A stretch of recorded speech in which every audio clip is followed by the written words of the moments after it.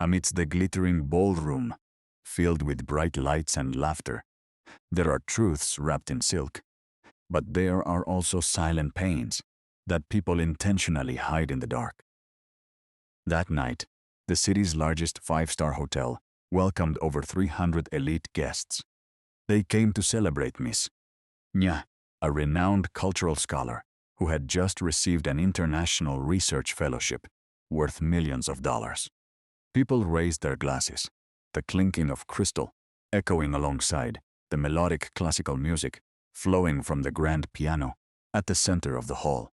Everyone looked with admiration at the elegant woman on the stage and the sophisticated man standing beside her in a swallow-tailed tuxedo, introduced as her new fiancé, an arrogant academic advisor to the high society. But in a secluded corner of the ballroom, right behind the velvet curtains of the wardrobe room, I saw a completely different world. My name is Vu, 38 years old, a textile restorer at a small traditional tailor shop hidden deep within a poor alley. Tonight, I was not here as a guest. I was hired to stand by and preserve the antique embroidered royal gown worth hundreds of millions that Miss Na would wear during her speech. I stood there quietly, in my faded khaki uniform covered in weaving dust, utterly out of place amidst the luxury of the wealthy. Suddenly, the murmurs of the crowd ceased completely, replaced by a tense, suffocating silence. From the middle of the ballroom, Khan, Miss Nya's 6-year-old son, rushed past the elegant man. The boy didn't look at anyone, his eyes red and tears streaming down his face as his small legs ran as if fleeing from a monster. He ignored the hypocritical, outstretched arms of the academic advisor, ignored his mother's frantic calls, and ran straight toward me. The child stopped in front of me, his breath shallow. In his watery eyes was a look of absolute terror, a plea for help that not a single adult in that room of 300 people cared to understand.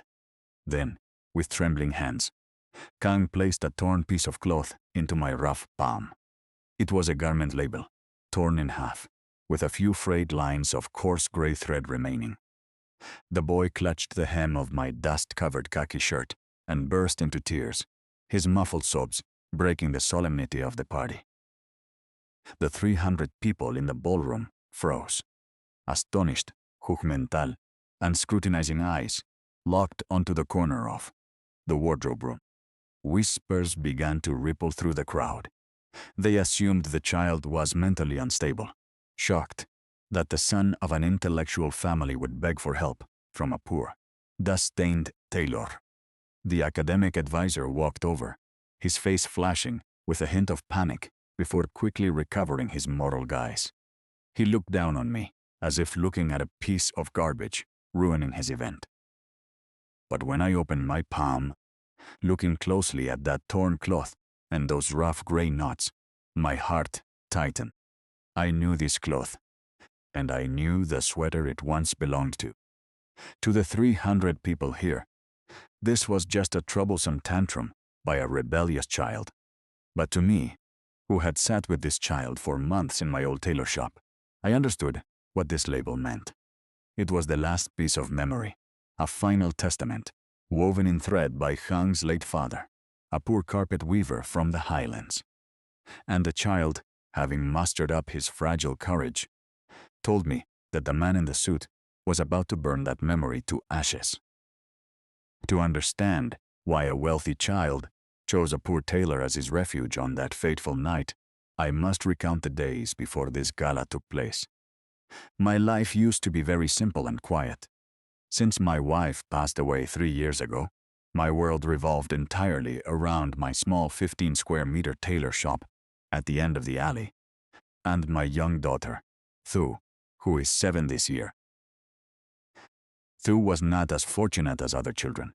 She was born with a mild motor disability in her right hand, causing her fingers to curl and making it very difficult to grasp small objects. When her mother died, I felt as though the sky had collapsed. Looking at my little daughter, clumsily, trying to pick up a dropped button from the floor, broke my heart. But I did not allow myself to give up. He was her only support. And if I quit, who would teach her how to face the world outside? So, day after day, beside the worn wooden cutting table, I began to teach Thu how to thread needles and embroider.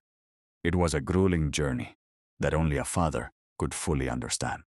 Every evening, under the dim yellow light of the shop, he would hold her small, trembling hand, patiently guiding her thumb and forefinger to hold the colored thread. There were days when her fingers bled from the needle prick, and tears fell onto the rough fabric as she cried, telling me she was useless and couldn't do it. In those moments, I didn't just hold her to comfort her with empty lies that everything would be okay. He wiped her tears, looked into her eyes, and told her that, though her hand wasn't perfect, every stitch she made was an effort that many with healthy hands could never match. She didn't need to be fast. She just needed to be calm. The thread would listen to her if she treated it with patience. And then, a miracle emerged from that silence. After a year, Thu could sew straight lines on her own, even if she was 5 times slower than others. She was no longer ashamed of her disability. She was proud of the calluses left by the needle. My daughter and I relied on each other, warming our little shop with colored threads and silent resilience. Until one day, the door of my old shop opened, bringing a child carrying another silent wound into our world. It was an ordinary Tuesday afternoon when the bell above my shop door chimed, cutting through the rhythmic hum of my old sewing machine. I looked up and saw a woman who looked like she belonged on a magazine cover, rather than in my cramped hem. It was Miss Mia. She was accompanied by a stern-looking assistant and a small boy who kept his head down, staring intently at the floorboards. My shop was a place where old things were given a second lease on life. I specialized in the meticulous, unglamorous work of restoring antique garments, fixing frayed silks, reinforcing decaying brocades, and reweaving historical textiles that others deemed too far gone. It required an infinite amount of patience and a willingness to stay still in the quiet for hours. The assistant stepped forward, her voice crisp and businesslike, and explained that they had been referred to me by a prominent museum curator. Miss Na had inherited a priceless family heirloom, a traditional embroidered royal gown from her late grandfather's collection, which had suffered severe water damage in storage. The fabric was brittle, and the intricate gold threadwork was beginning to unravel. They needed it restored perfectly for an upcoming international exhibition and her own celebration gala. "Money is not an issue, Mr. Wu," Miss Na said, her voice carrying the smooth, measured tone of someone accustomed to public speaking. "But the deadline is tight. I need to know if you have the skill to handle this without ruining the history embedded in the fabric." While she spoke, my eyes drifted to the little boy standing beside her. This was Hang. Even though the afternoon heat was oppressive, he was wearing a heavy, oversized, coarse gray wool sweater. It was completely out of place, covered in tiny peeling balls, with cuffs so stretched out they completely covered his hands. He looked suffocated, not just by the garment, but by something heavy weighing down on his small chest. He didn't look at the colorful spools of thread on my walls, nor did he look at my daughter, Thu, who was sitting quietly on her stool, carefully practice stitching a piece of linen. I knelt down to get on the boy's eye level. "Hello there," I said softly. Hang didn't answer. He immediately stepped back, hiding behind his mother's expensive tailored skirt, his small fingers gripping her fabric so tightly, his knuckles turned white. Misha sighed, a sound filled with deep exhaustion and a hint of embarrassment. "Don't mind him. Mr. Wu Hang doesn't talk to strangers. Honestly, he barely talks to anyone these days. He has been like this for 2 years. Ever since his father." She trailed off, looking out the grime-stained window of my shop.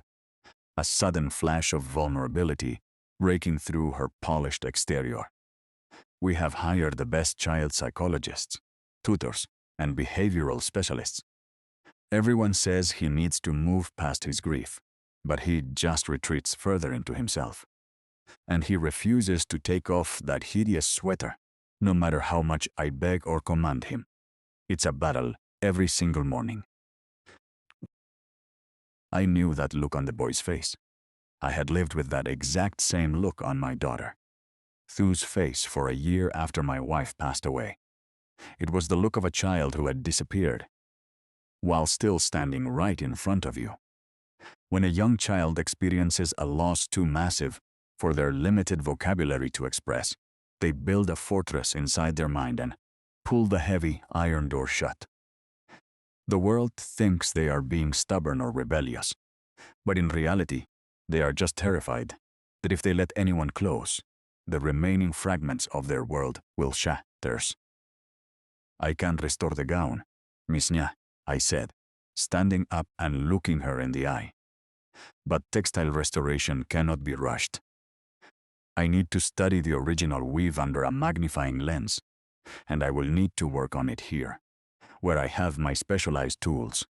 It will take at least 3 months. The assistant immediately checked her digital tablet, frowning. That's cutting it incredibly close to the gala date. And Nia has a rigorous schedule of lectures and overseas conferences over the next few weeks. She cannot be traveling back and forth to this part of town constantly to monitor the progress. Miss Na looked at the ancient gown laid out on my cutting table, then looked down at her son, who was still staring blankly at the floor. A decision seemed to form in her mind. What if I leave Kang here with his nanny for a few hours every Tuesday and Thursday afternoon, while I attend my university seminars nearby? The tutors have all given up on him for the summer anyway, and perhaps being away from the house will do him some good. It will save us the commute. Before I could answer, the door chimed again, and a tall, impeccably groomed man walked into my shop.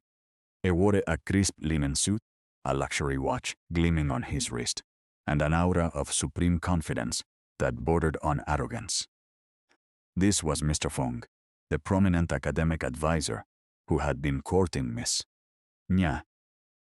He didn't greet me. He simply cast a disparaging glance around my small workspace, his eyes lingering distastefully on the ancient iron sewing machine, the worn wooden floorboards, and the cheap plastic stool Thu was sitting on. He pulled out a silk handkerchief and subtly wiped the arm of the chair before sitting down. "Nah, darling, what are we doing in this wretched little place?" Mr. Fong said, his voice dripping with an artificial warmth that made my skin crawl. "I told you, I can pull some strings and get the State Conservation Laboratory to handle your grandfather's gown. There's no need to trust such a valuable artifact to an uncertified neighborhood tailor." Miss Na straightened her shoulders. "The state lab said the water damage was irreversible, Fong. Mr. Wu was highly recommended by the museum curator. I trust her judgment." Mr. Fong smirked, then turned his gaze toward little Han. His expression hardened into irritation. He reached out and gave the boy a stiff, aggressive pat on the head, nearly knocking him off balance. And look at this boy, still wearing that disgusting rag in the middle of summer. Nya, you are being far too soft on him. A son of the prestigious Ho Eng family cannot be presenting himself like a street urchin. Once the wedding is finalized, I am taking charge of his education. A strict boarding school environment will cure this defiance in a month. Children need discipline, not coddling. Kang flinched violently at the man's touch. He pulled the oversized sleeves of his gray sweater even tighter around his small body, shrinking into himself until he looked almost invisible. He didn't cry, he didn't scream. He just went completely flat and cold, his eyes turning gray and vacant. I looked at Mr. Fong, then at the silent, suffering boy. I understood then that to a man like Fong, a child was not a human being with a soul. It was just an accessory, an inconvenient piece of baggage that came with a beautiful, wealthy widow. And the richest men in the city were all spending the wrong currency, thinking they could buy a family with status, while completely stepping over the one person whose heart mattered most. "The gown stays here," I said, my voice quiet but steady as I stepped between Mr. Fong and the little boy. "And the boy is welcome to sit here, too. Threads don't like tension, Mr. Fong. If you pull too hard on a delicate fiber, it snaps. Music, art, and children. They all require the same gentle hand." And so, the routine began. Every Tuesday and Thursday afternoon, an expensive black sedan would drop Kang off at the entrance of our narrow hem. His nanny would escort him to the door of my shop, give me a polite but exhausted nod, and then leave to sit in a nearby cafe until it was time to pick him up. For the first 2 weeks, Kang did exactly what I expected him to do. Nothing. He would sit on the small wooden bench by the door, his knees pulled up to his chin, completely enveloped in that heavy, suffocating gray wool sweater. He wouldn't look at me. He wouldn't look at the ancient royal gown spread across my work table, and he wouldn't say a single word. He was a ghost inhabiting a small body, floating in a world of his own grief. I didn't try to force him out of it. I didn't play the cheerful adult. I didn't offer him sweets, and I didn't ask him how he was feeling. I knew from my own bitter experience with my daughter Thao that when a child's heart is bruised, the loudest thing you can do is try to cheer them up. It only reminds them of how different they are from everyone else. Instead, I just did my work. He sat at my lens, using a fine bone needle to separate the waterlogged silk fibers of Miss Nya's heirloom gown, 1 millimeter at a time. Sitting across the room from him was Thu. My little girl, with her cooped-up right hand, was working on a small piece of scrap linen I had given her. She was trying to stitch a simple pattern of a green leaf. Because of her mild motor disability, her movements were slow and jagged. Sometimes her fingers would spasm, and the needle would slip, piercing her skin or ruining the line. One afternoon, during our 3rd week, Thu let out a sharp cry of frustration. She threw her embroidery hoop onto the table, her bottom lip trembling. "I can't do it, Ba," she whispered, her eyes filling with tears as she looked at her clumsy hand. "My hand won't hold the line. It's too ugly." I stopped my work, laid down my tweezers, and walked over to her. I didn't pick up the hoop. I just sat on the low stool next to her and gently laid my large, rough hand over hers. "Look at my hands, Thu," I said, keeping my voice calm and low, ensuring it carried across the quiet shop to where Kang was sitting. "They are covered in scars from old shears. They are stained with indigo dye that will never come out. They are not beautiful hands by the world's standards. But these hands know how to listen to the fabric. Your hand isn't broken, my love. It's just unique. It speaks a different language than other hands. When the needle slips, it's not because you are weak. It's because the thread is trying to find its own way through the cloth. You don't force it. You just hold it gently, like a little bird, and wait for the muscle to relax. Try again. Slow down. The fabric has all the time in the world." Thu looked at me, wiped her eyes with her left sleeve, and slowly picked up the needle again. He stayed beside her, guiding her wrist with the lightest touch, until she managed to complete 3 straight, unbroken stitches. A small, triumphant smile broke across her face. From the corner of my eye, I noticed a change in the room. For the first time since he had stepped into my shop, Kang had lifted his head. His vacant gray eyes were locked onto Thu's clumsy right hand. He wasn't looking with pity or mockery.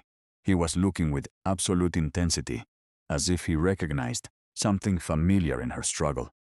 He watched her pull the green thread through the linen, his own hidden hands twitching slightly beneath the oversized sleeves of his gray sweater. The next Tuesday, something even more remarkable happened. When Hank arrived, he didn't go straight to the bench. He walked slowly over to my cutting table, stood on his tiptoes, and watched me work on the ancient royal gown for 10 full minutes. "This is a satin weave, Kang," I said softly, not turning my head or making a big deal out of his proximity. I kept my eyes focused through my magnifying visor. It was made by hand over 100 years ago. The person who dread this thread spent months picking the right silk from the cocoons. See this gold thread here? It's not actually wire. It's fine silk wrapped in beaten gold leaf. It's incredibly delicate. If I pull it too hard, it turns to dust. But if I use this oil to soften the old starch first, the fiber remembers its original shape. It wants to be beautiful again. It just needs someone to take their time." Kang let out a tiny, nearly inaudible breath. He reached out a small, hesitant finger and touched the very edge of the wooden table, just an inch away from where my hand was resting. He didn't say anything, but the iron door of his fortress had just cracked open by a fraction of a millimeter. By the end of the first month, the silence in my shop had transformed. It was no longer a cold, heavy silence filled with tension. It had become a shared, comfortable quiet. Kang began to move his stool closer to Thu's workstation. He still didn't speak, but he became her silent partner. If she dropped a spool of thread, he would quickly scurry down, pick it up with his long sleeves, and place it gently back on her desk. Thu, with the natural wisdom of a child who had known sorrow, accepted his companionship without questioning it. She would show him her messy embroidery, and he would nod his approval, his eyes softening. And then, on a rainy Thursday afternoon, the true reason for his heavy gray sweater was revealed to me, changing the course of everything. Nya had been delayed at a conference, and the rain was pouring down in sheets, turning our narrow alley into a rushing stream of muddy water.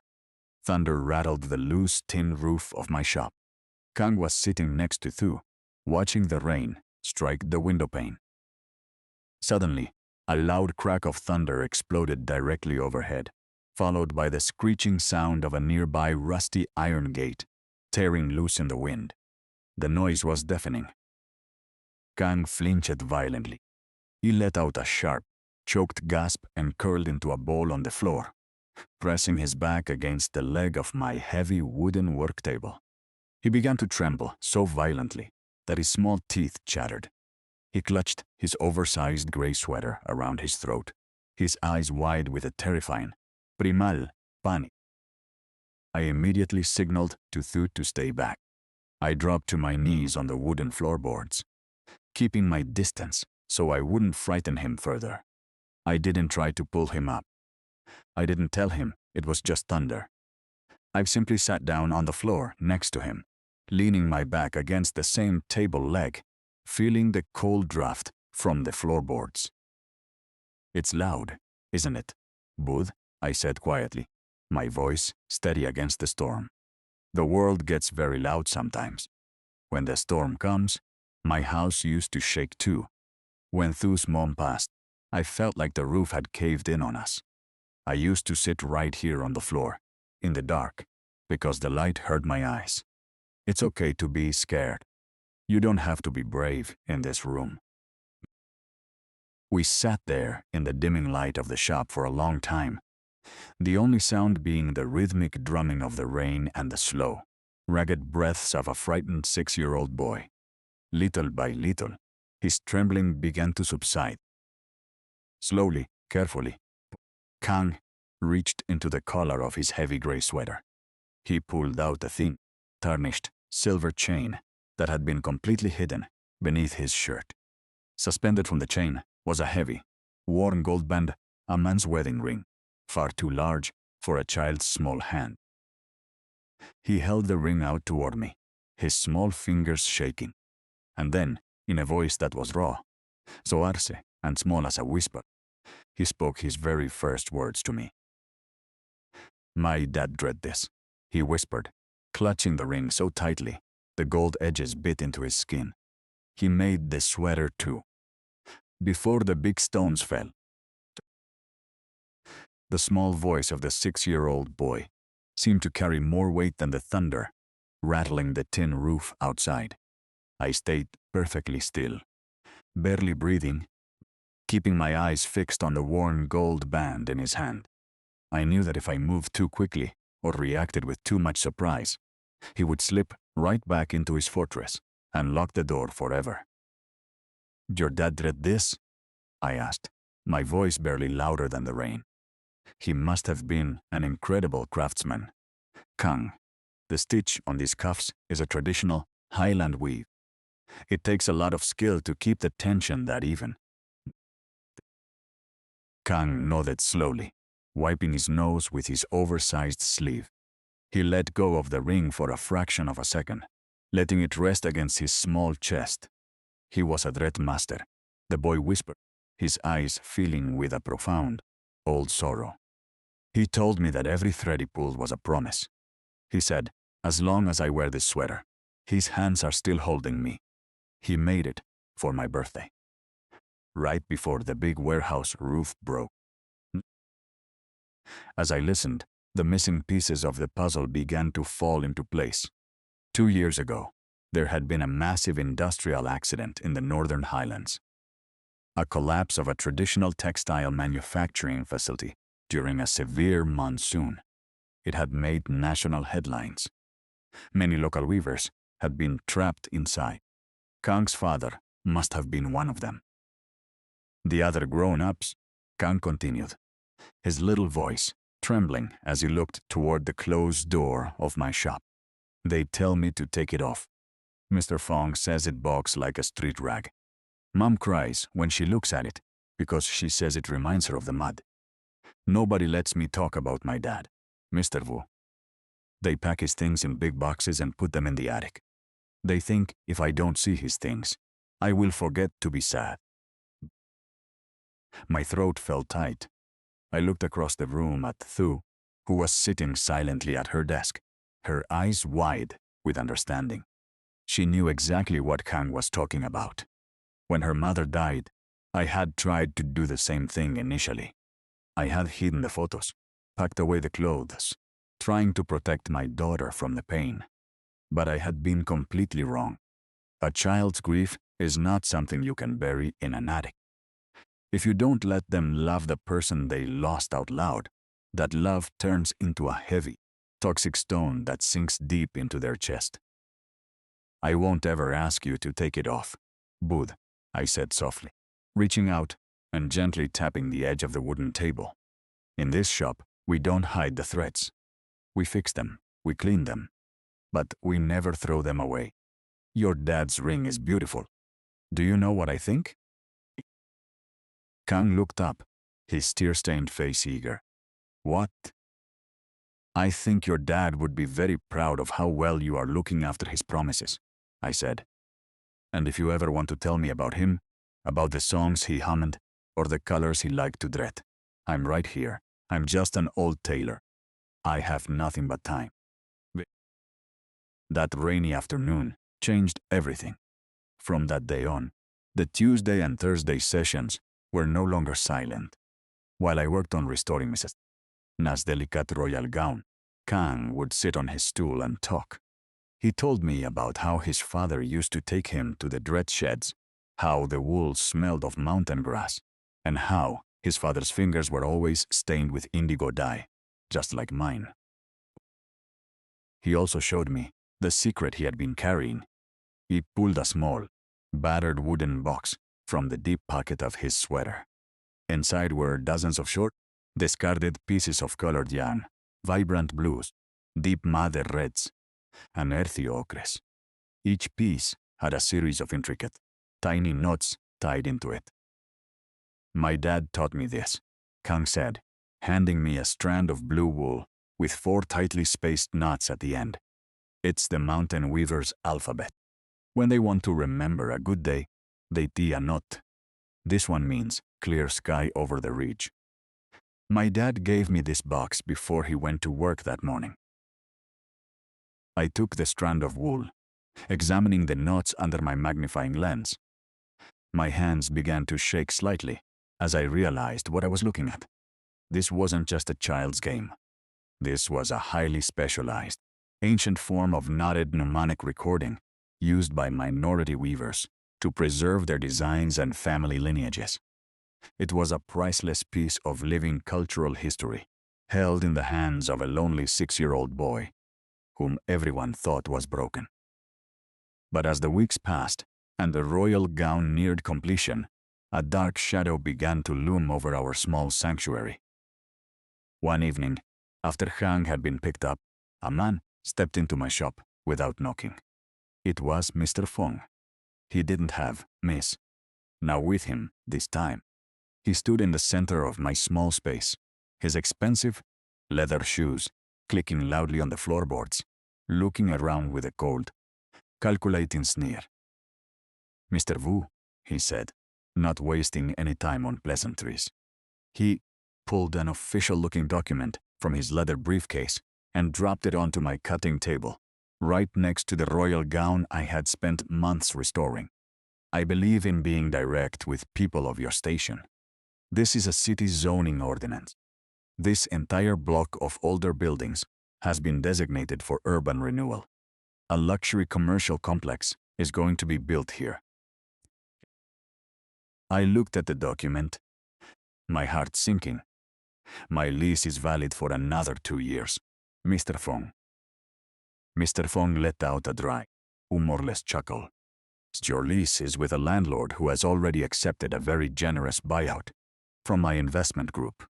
You will receive an eviction notice by the end of the month. However, I am a reasonable man. I can make this transition very smooth for you. I can find you a nice, small space further out in the suburbs, and even cover your moving costs." He narrowed my eyes, sensing the trap. "And what do you want in return, Mr. Fong?" He leaned forward, placing his manicured hands on the edge of the table. His voice dropped to a venomous whisper. "The boy, you've been filling his head with nonsense, letting him wallow in that pathetic mountain sentimentality. Nice soft. She thinks you're some kind of miracle worker because he started speaking again. But I am the one who will be managing her family's estate. Once our engagement is announced at the gala next week, Kang is going to a specialized military academy in Switzerland. It's already arranged. I want you to stop encouraging his delusions. Tell him his father's rag is garbage. Tell him he needs to grow up and listen to me. If you do that, your little tailor shop might survive somewhere else. If you don't, well, I will personally ensure you never get a license to sew so much as a button in this city again."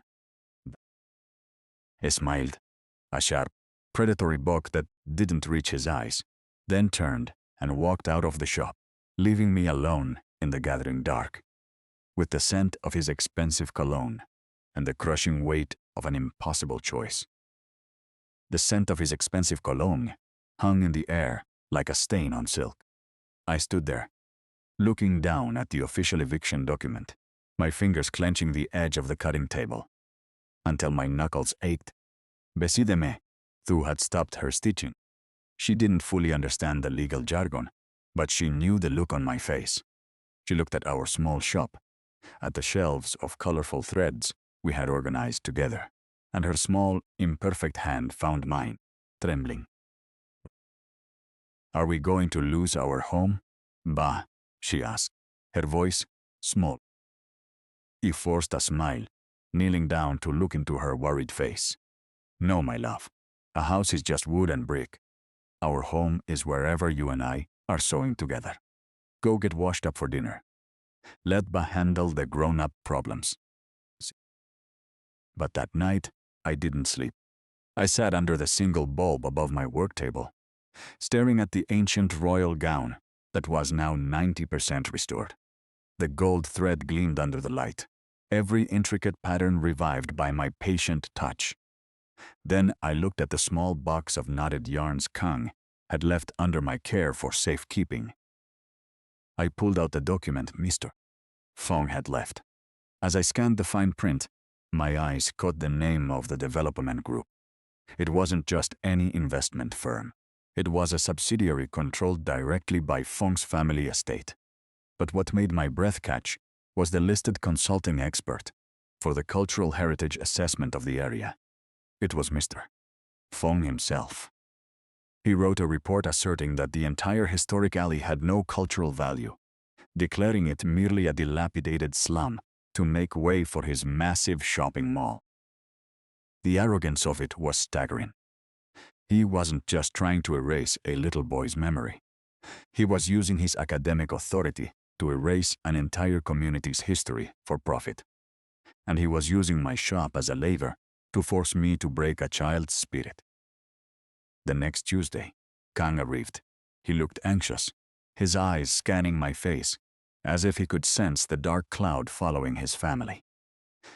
He sat down, his hands tucked inside his heavy gray sleeves.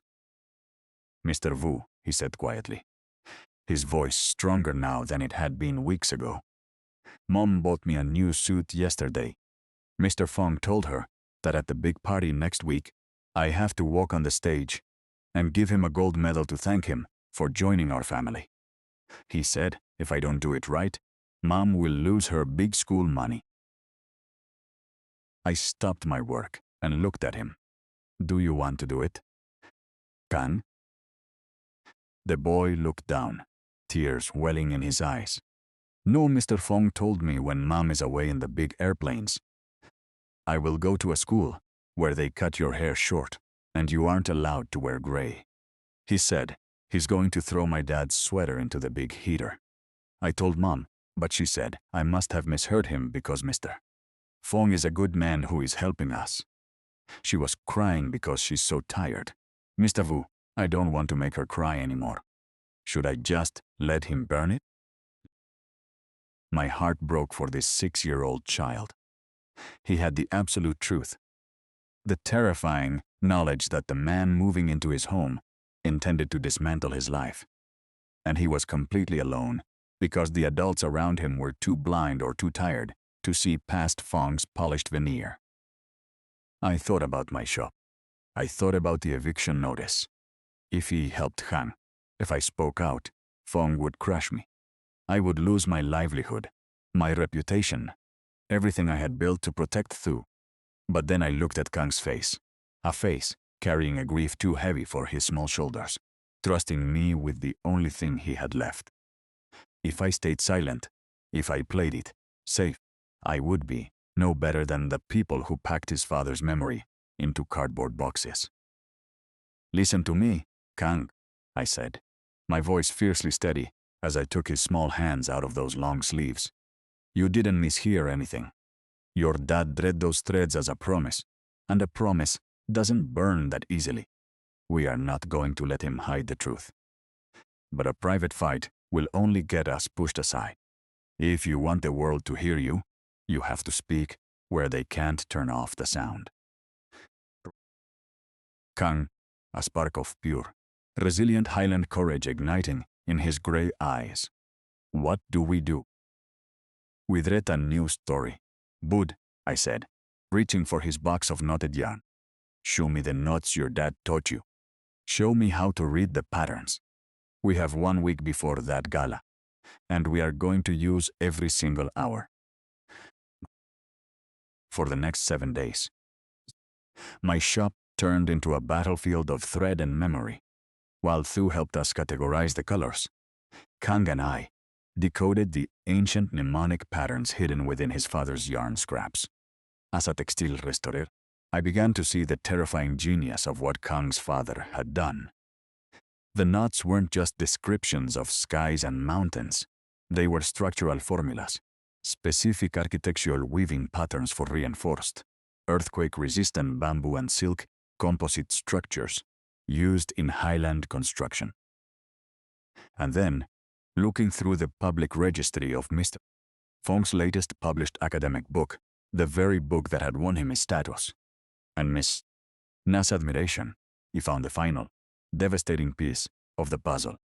The core theory of Fong's book, the revolutionary structural textile thesis he claimed to have discovered himself, used the exact same formulas.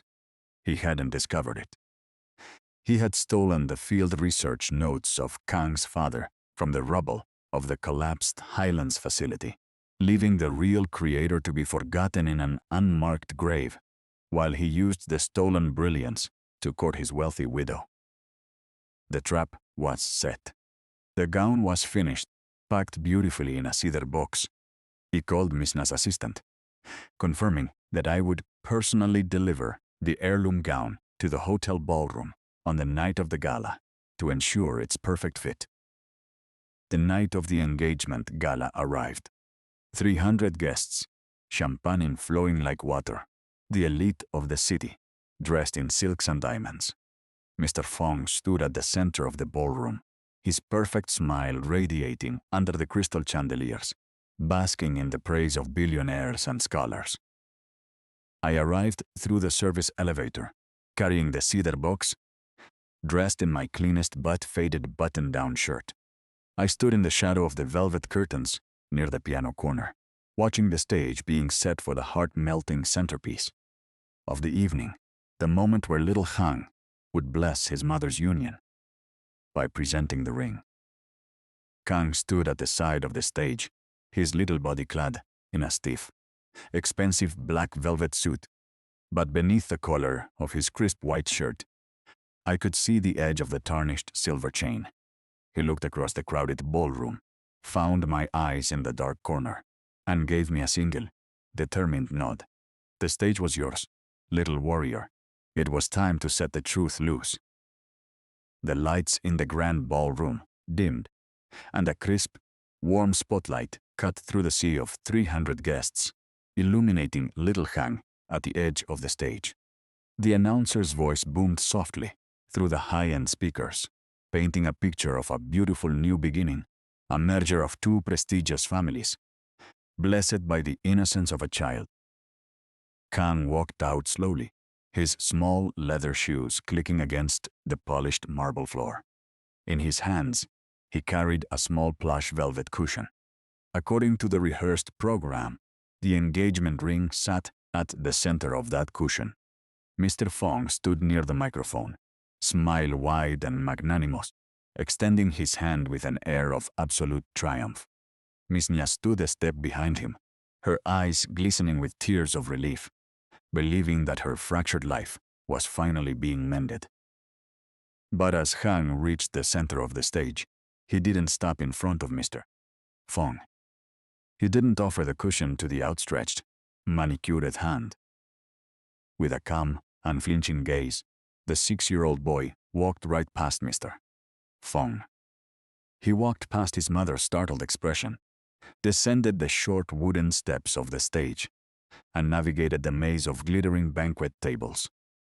The 300 elite guests began to whisper, their heads turning in unison, like a field of wheat shifting in the wind. A heavy, scandalized gasp rippled through the room as Kang marched straight toward the dark, unglamorous corner near the service entrance, straight toward me, the hired help, the tailor, standing in his faded clothes. He stopped, looked up at me with those serious gray eyes, and took a small object off the velvet cushion. He grabbed my right hand, placed the object firmly in my palm, and closed my fingers over it. He chose the tailor. A sharp whisper hissed from a front row table. "My God, the child is unstable," another voice muttered. Mr. Fong's perfect smile curdled into a mask of pure fury, his face turning the color of a thundercloud. Miss Na went pale, stepping down from the stage in confusion. My heart was hammering against my ribs like a trapped bird, but I kept my grip tight on what Kang had given me. Slowly, under the judgmental glares of the wealthiest people in the city, I opened my fingers just enough to look down. My breath caught in my throat. I had half expected him to give me the engagement ring as a planned protest, but he hadn't. Resting in my palm was the worn, scratched gold wedding band. The one he wore on the chain beneath his shirt. It was still warm from his skin. In that split second, I understood the absolute, devastating purity of a child's logic. Kang didn't see this gala as a political chessboard or a financial merger. To him, offering his father's ring, the most sacred, irreplaceable thing he possessed, was his final, desperate bargain to find an adult who wouldn't throw him away. It was a plea for protection, paid for in the currency of pure love. A child should never have to bargain that hard, just to keep from being erased. Before the security guards could reach us, Kang turned around to face the entire ballroom. He didn't look at the guards. He looked directly at his mother. He reached into his velvet jacket and pulled out his father's old gray wool sweater, which he had folded tightly and hidden under his clothes, despite the suffocating heat. He didn't scream.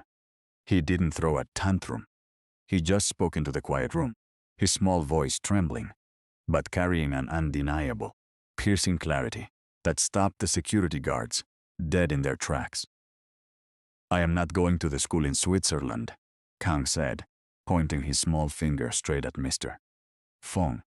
He told a man on the stairs that after the wedding, he was going to get me out from underfoot. He said, "My dad's sweater is a street rag, and he was going to burn it in the big heater, so Mom would stop being sad." A suffocating silence fell over the 300 guests. You could have heard a pin drop on the marble floor. "Kang, sweetheart, you're dreaming," Mrs. Nya stammered, her voice shaking as she hurried toward her son, her expensive silk gown rustling against the floorboards. "Mr. Fong loves you. He's trying to help us." "He doesn't love us, Mom," Kang cried out, the first real tears finally breaking through his stoic face. "Mr. Aaron lets me talk about my dad. He's the only one who lets me still have a dad. Mr. Fong is a liar. He took my dad's boxes from the mountain." Mr. Fong rushed down from the stage, his composure completely shattering. He grabbed Kang by the shoulder, his grip visibly twisting the boy's jacket. "That is enough of this pathetic theater," Fong hissed, turning to the crowd with a forced, desperate laugh. "The boy has been severely manipulated by this neighborhood vagrant. Security, remove this tailor immediately and call a medical team for the child." But I didn't move. He stepped forward, placing my large, dust-stained hand directly over Mr. Fong's wrist, applying just enough pressure from a lifetime of pulling heavy dread levers until he was forced to let go of the boy. "Take your hands off the child, Mr. Fong," I said, my voice low, dropping the polite tone of a servant. The boy didn't mishear a thing, and he's not the one who's been manipulating people in this room. I reached into my pocket and pulled out the small wooden box of knotted yarn that Kang had trusted me with, along with a printed copy of Mr. Fong's latest academic book. The crowd leaned in, their eyes darting between the humble tailor and the furious, red-faced scholar. 300 people are here to witness an achievement built on a mountain of lies, I said, my voice projecting clearly across the silent ballroom. "Mr. Fong has won his accolades and your respect, Ms. Na, by publishing a thesis on advanced structural textile formulas. He claimed he discovered them through years of elite research." I opened the box, lifting a single strand of blue wool with 4 tightly spaced knots at the end. "But this boy knows the true author. These are not random strings. This is a mountain weaver's mnemonic alphabet, an ancient method of recording engineering formulas. Kang's father used these exact patterns to design reinforced, earthquake-resistant structures in the northern highlands before he died in the warehouse collapse. I laid the strand of wool directly over the cover of Mr. Fong's book, pointing to the printed geometric diagrams. If you look under a magnifying lens, the mathematical ratios in this book are a direct, uncredited translation of these notes. Mr. Fong didn't discover anything. He stole the field research notes from the rubble of a tragedy, left a brilliant man to be forgotten in an unmarked grave, and used that stolen legacy to build a career and court a wealthy widow. Mr. Fong let out a harsh, despacarate laugh, stepping back as he looked at the guests who were now murmuring in shock. This is absurd. You are a common tailor. You think a handful of dirty strings can dismantle my academic standing? You have no proof, no standing, nothing but the delusions of a disturbed child.